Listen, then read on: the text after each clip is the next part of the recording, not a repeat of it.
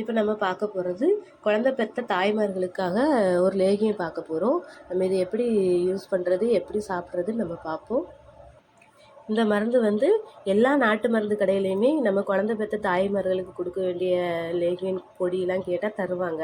நம்ம அப்படி சொல்லி கேட்கலாம். எல்லா நாட்டு மருந்து கடையிலையுமே இந்த லேகியம் கிடைக்கும்.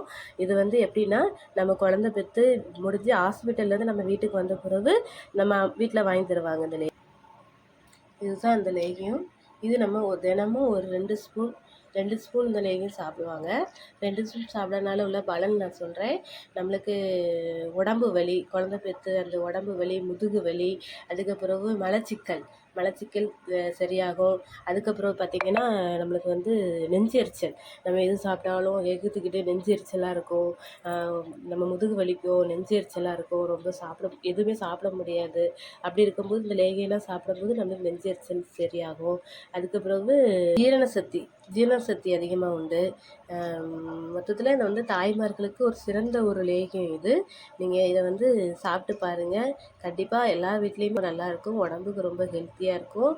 2 ஸ்பூன் ஒரு நாளைக்கு நீங்கள் சாப்பிட்டு பாருங்கள். உடம்பு ரொம்ப ஹெல்த்தியாக இருக்கும். எல்லா நாட்டு மருந்து கடையிலையுமே இந்த லேகியம் கிடைக்கும்.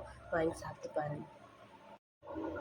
நான் அடுத்த வீடியோவில் குழந்தை பெற்ற தாய்மார்களுக்கு நம்ம வீட்டில் குடிமிளகு குழம்பு செய்வோம். அந்த குழம்பு எப்படி பண்ணுறதுன்னு சொல்லிட்டு நான் அடுத்த வீடியோவில் உங்களுக்கு போடுறேன்.